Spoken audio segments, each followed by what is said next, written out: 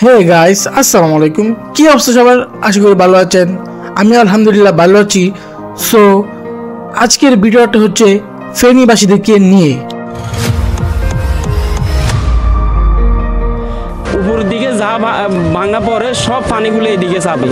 নদী পানি বাড়ার কারণে বা নদী ভাঙার কারণে তো আমাদের ঘর বাড়ি সব নিয়ে যেতেছে। কেউ মাল সামানা বার করতে পারছে না, সবার স্বাস্থ্য মানা সবগুলো নষ্ট হয়ে গেছে।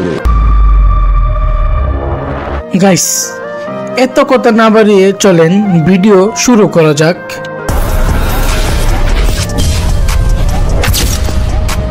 এই শহরের নাম ফেনী।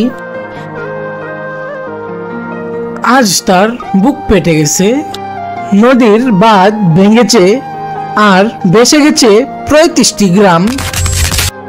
কিন্তু বিশ্বাস করেন, বেশি যায়নি মানুষের মন, মেরুদণ্ড আর মর্যাদা। জীবন থেমে গেছে না, একটু থমকে দাঁড়িয়েছে।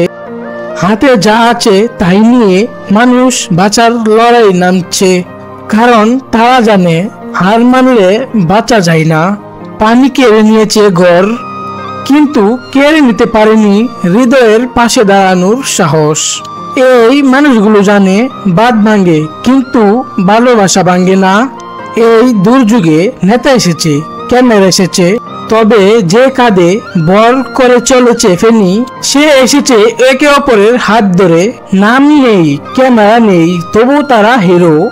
পানি শুধু বাড়ি না, স্বপ্ন ডুবিয়েছে, তবুও এই শিশুগুলো দাঁড়িয়েছে বই হাতে আর আশায় চোখে, কারণ তারাই জানে জ্ঞান আর সাহস কখনো জলে ভাসে না। ফেনী কাঁদছে, তবুও দাঁড়িয়ে আছে হৃদয় নিয়ে, আশা নিয়ে। এই শহরের মানুষ জানে বিপদে ভাঙ্গা যায় না, কিন্তু গড়া যায়।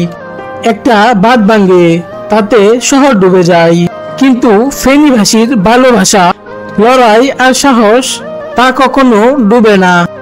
মানুষের পাশে দাঁড়ান, এখনই সময়।